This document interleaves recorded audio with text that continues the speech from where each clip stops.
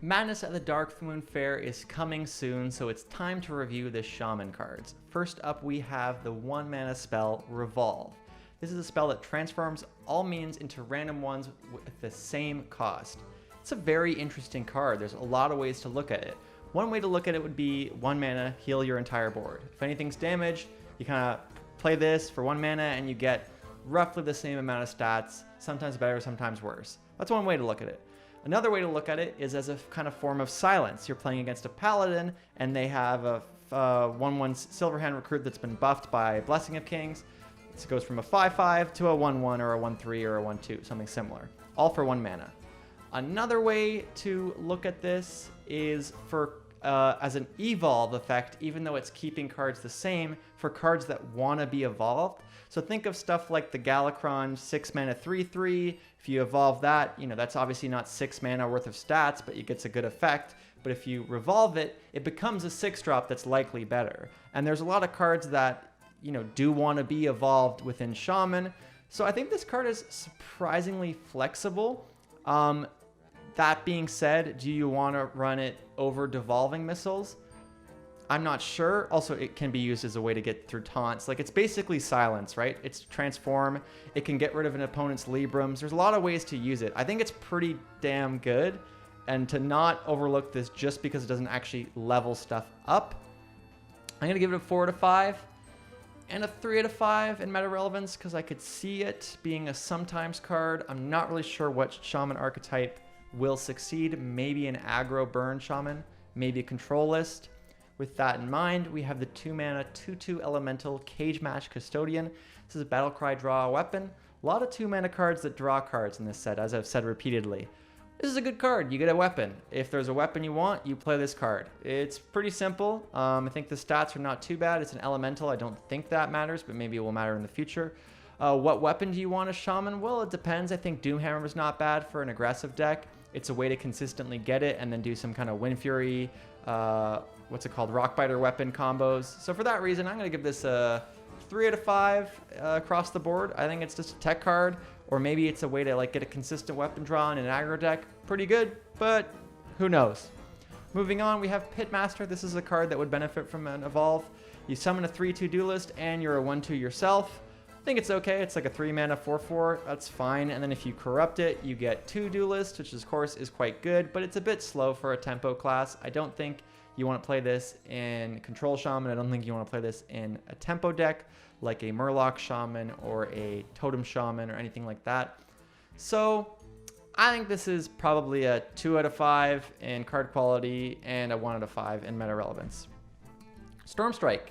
This has got the synergies with the weapon. It's a 3 mana spell, deal 3 damage to a minion, so kind of like Frostbolt, but no freeze.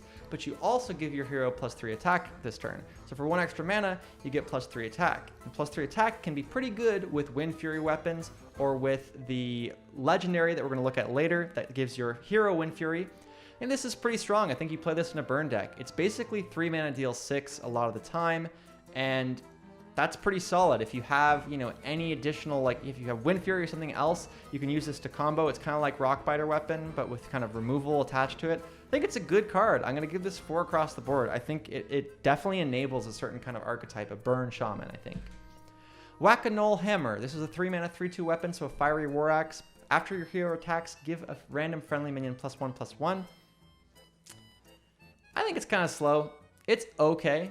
It's a 3 out of 5 in card quality, but I don't think people will play this. I think it's a 1 out of 5. I think it's just doesn't really fit anywhere. It's not something you really want. You wouldn't run this in like Murloc Shaman or a Burn Shaman or Token Shaman or something like that. So I don't see it. Inara Stormcrash. This is a 5 mana 4/5. On your turn, your hero has +2 attack and Wind Fury. One way to look at this is the 5 mana 4/5, deal 4 damage or deal 2 damage to 2 targets. It's pretty good.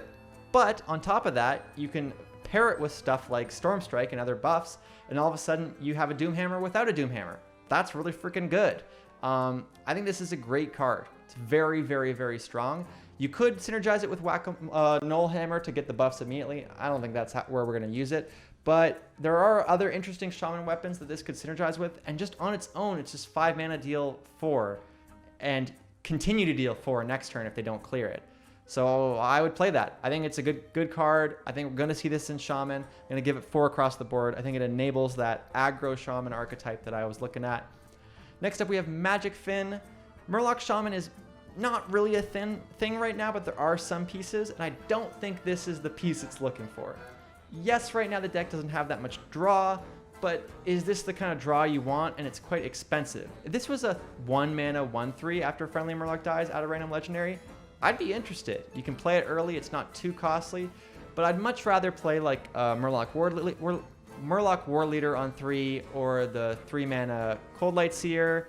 It's just too expensive, but we're gonna see this because it'll be randomly generated off of a variety of Murlocs. So expect to get some random legendaries. I think in that sense it might not be too bad off of the Murloc. I always forget the names. The one that generates Murlocs and Shaman. I think it's okay, but I'm going to give it a 1 across the board. Deathmatch Pavilion.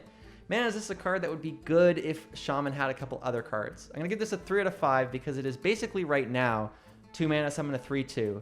But if we had it like had our way, it would be if your hero attack this turn, summon another, and then it's a 2 mana 6/4, which is amazing. However, Shaman can't attack turn 1. They need a weapon, a 1 mana weapon, or something that gives them attack early on, and we don't have that. So right now, I'm going to give it a 1 out of 5 in meta rating because it's just basically always 2 mana 3/2, which no one would run. But this card has potential in future sets for sure. Moving along, we have Grand Totem Eyesore, which is kind of a funny name. This is a 3 mana 0/4. At the end of your turn, give +1/+1 to all other totems in your hand, deck, and battlefield.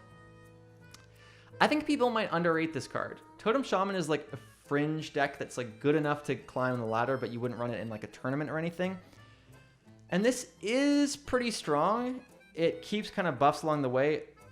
Unfortunately, a lot of your totems are like used through your hero power or whatever. I can see Totemic Reflection with this being really good. It also doesn't buff itself. So like, I'm not crazy about this. I think the buffs come too late, but it is still powerful. It's still an interesting effect, and for that reason, I'm going to give it a 3 out of 5 across the board. I think this one might surprise us, but not in a way where we're like, holy crap, it needs a nerf. Just in like a, so that was actually playable. Last but not least, we have Dunk Tank. This is a 4 mana, deal 4. Corrupt, then deal 2 damage to all enemy minions.